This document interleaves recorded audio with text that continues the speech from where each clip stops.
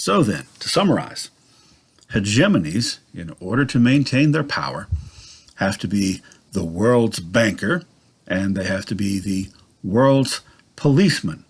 They also have to protect not just their own raw power, they have to also protect their guiding philosophies, because countries that have oppositional philosophies to theirs can also create those kinks that we talked about in the free flow of goods and capital and so forth. And in addition to this, they have to protect against smaller countries having nationalism, because that also is going to create kinks and work against the best interests of the hegemonic power. Hegemony, therefore, carries the seeds of its own destruction. In other words, as soon as you get it, you start losing it. And you start losing it because of overextension.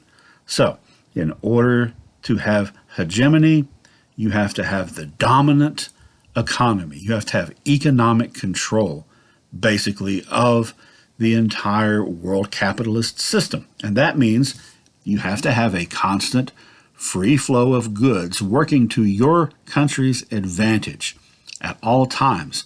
And if anything obstructs that anywhere in the world, you have to send your military out to that country to do something about it. However, that many military actions and wars are expensive and are ultimately a drain on your economy. So the more that happens, then the more vulnerable you are economically, the more such obstructions will pop up, the more soldiers you have to send to more places. And so you're basically spiraling. It's kind of like being on a greased pole. No matter how hard you try to climb, you were just going to start sliding downward. Here we have a 1988 quote from Henry Kissinger, who knows what he's talking about because he was Richard Nixon's Secretary of State, and it was him in 1973 that authorized the overthrow of Allende and the installation of Pinochet. He said in 1988, "Peace requires either hegemony or balance of power. We have neither the resources nor the stomach for the former. The only question is how much we have to suffer before we realize this." So, in other words, he's been reading his Wallerstein. He's saying that to maintain hegemony, to continually maintain the hegemony that the U.S. has, that it gained at the end of World War II, can't be done indefinitely because we don't have the resources. And also, he's saying, Americans don't really have the stomach for it, because to maintain that hegemony requires doing a lot of really nasty, brutal things, which is not to say that the U.S. hasn't done some nasty, brutal things even before this period. But, you know, if we were having this discussion right now in a classroom and I could look out and see you all, I know that by this point, several of you would look kind of uncomfortable, because this is difficult stuff to hear about the United States, because the ideals that the country was founded on are incompatible with all these actions, particularly when you think about the fact that these actions have required actually suppressing democratically elected governments and putting dictatorships in their place in other parts of the world so as to help the U.S. maintain its position. I think that Woodrow Wilson would be spinning in his grave if he knew about this, because, I mean, you know, he was all about interfering in other people's business, but he had this high idea of morals attached to it. This doesn't have morals attached to it. And I want you to realize, I want you to understand that all these things I've just told you about, I'm not telling you purely for the sake of being negative. And my goal isn't to say, the United States just totally sucks and is evil. That's not what I'm getting at.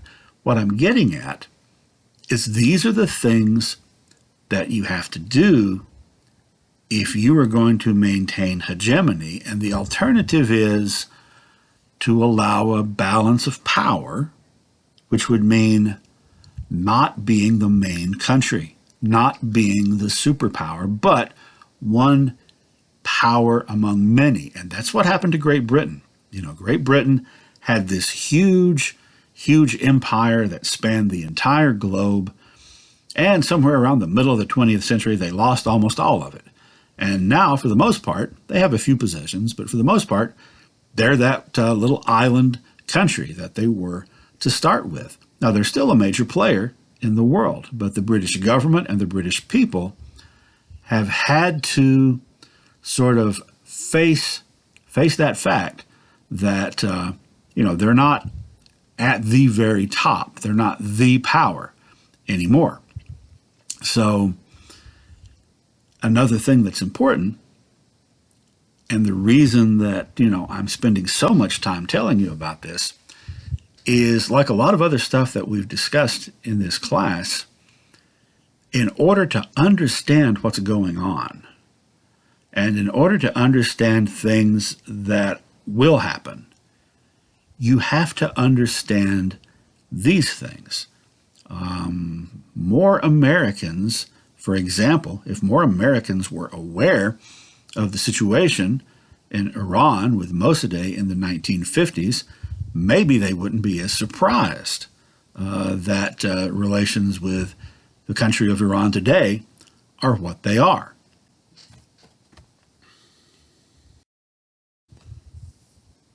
Which brings us to 9/11 and a couple of questions about it. And we're actually going to look at the second question first. And you may have never thought about this in conjunction with September 11th, 2001 before, but it will become clear.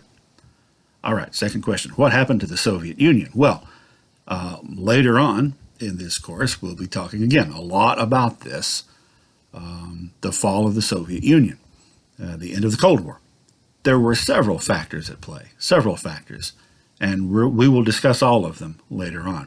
But one of the big factors that brought on the fall of the Soviet Union was the Soviet invasion and attempted occupation of Afghanistan beginning in 1980 that lasted through the entire decade, pretty much, of the 1980s.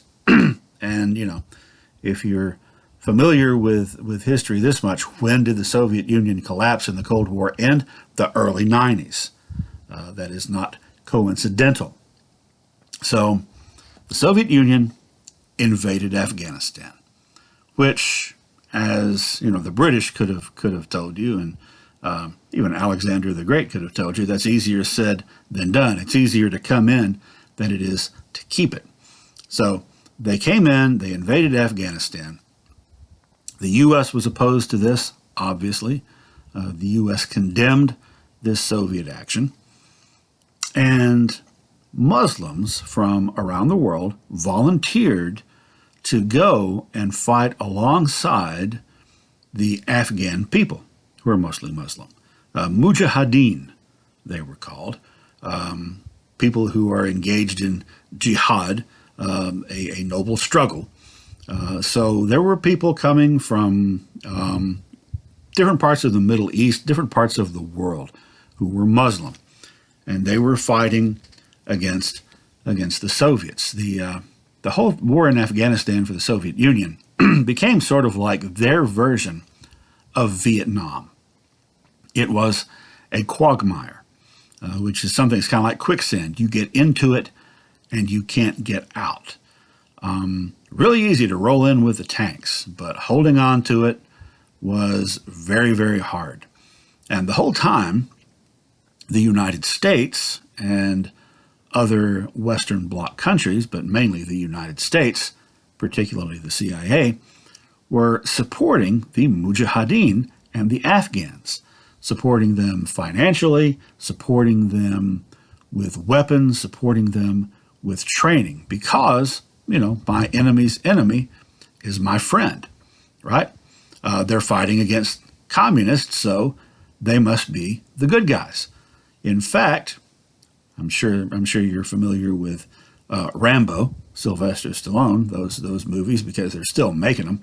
But Rambo 3 in the late 80s saw Rambo in Afghanistan fighting alongside the Mujahideen against the Soviets. Now, who were these Mujahideen? Like I said, they were Muslim volunteers from all over the place. One of them, a guy from a wealthy and prominent family in Saudi Arabia, was named Osama bin Laden.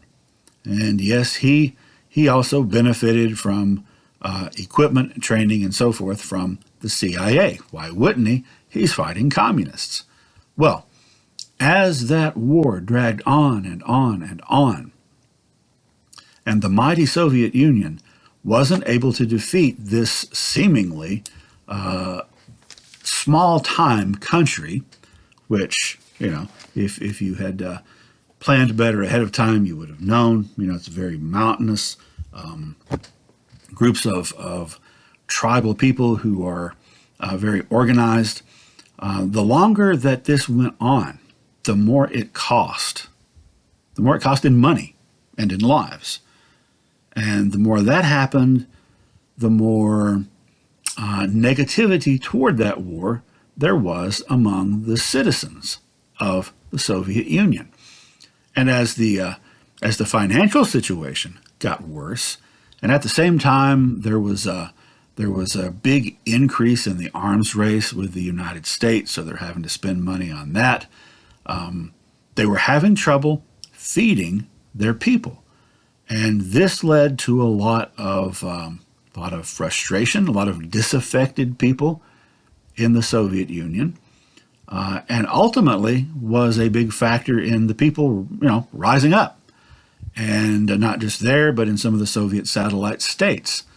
So everything that I just discussed about hegemony applied to the Soviet Union, even though they didn't have hegemony. They were trying to. They were the number one top contender against the United States to get that hegemony. But they overextended themselves in this endless war, seemingly endless war in Afghanistan, and it ground their economy to a halt and helped lead to the collapse of the country. Okay, so bear that in mind. Where have you heard that name, Osama bin Laden? Well, he's the guy that was the mastermind of the Al-Qaeda attacks on the United States on September 11th.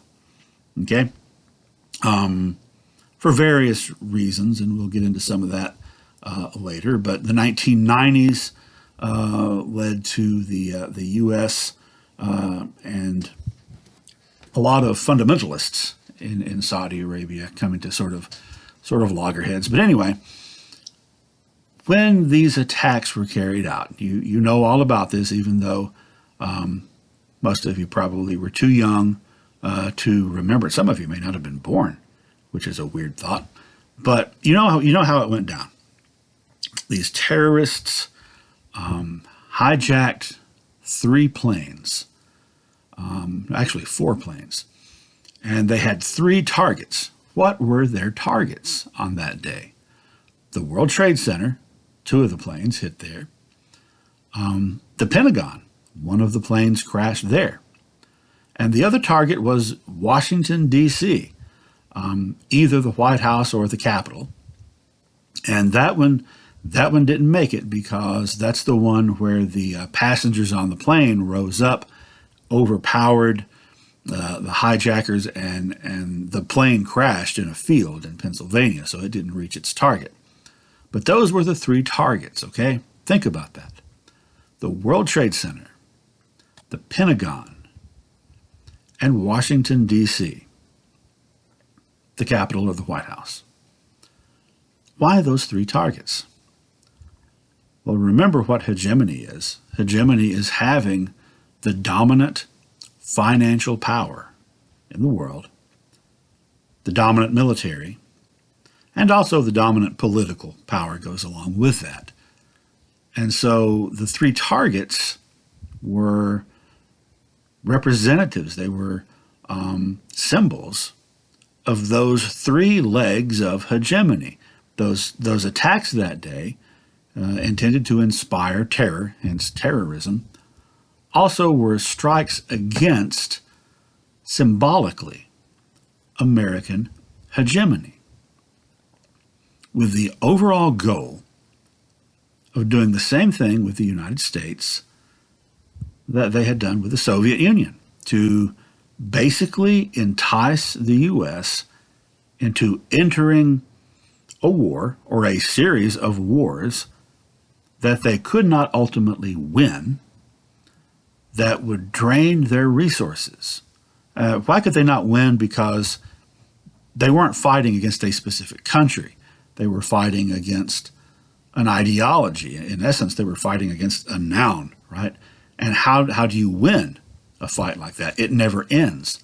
So the goal was to make the U.S. keep expending its resources in this endless war so that eventually it would collapse and lose that hegemony. Now, when I used to talk about this subject, say 10 years ago, I would say to students at this point, the scary part is how close they came to succeeding, right? Because indeed, the U.S. did respond not only by invading Afghanistan, but a couple of years later, by using all those events as justification to invade Iraq. A long series of wars, technically the war in Afghanistan, 19 years later, isn't really over yet. So 10 years ago, I'd say scary how close it came to succeeding. But now another 10 years have gone by. It's 2020. And looking back over the course of this century so far, I find myself wondering if maybe they didn't succeed after all. Maybe they're not in the process of succeeding still. Because what happened to the American economy? What happened to the American standing in the world? What has happened to American hegemony? It has been coming frayed. It's becoming undone. And it's all a chain of events that started on September 11th, 2001. And the psychological reaction of the U.S. government, the American people, to that day, it's kind of scary to think about.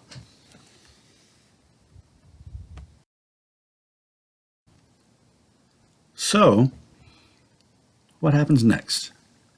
Now, maybe the United States is in the process of losing that hegemony as we speak, and maybe it's not. Maybe we're going to hold on to it for a while. But we can't hold on to it forever because nobody does, and nobody can. Eventually there's going to be another shift. Now, if we follow kind of the pattern, that shift will come about because of some very disruptive thing like, a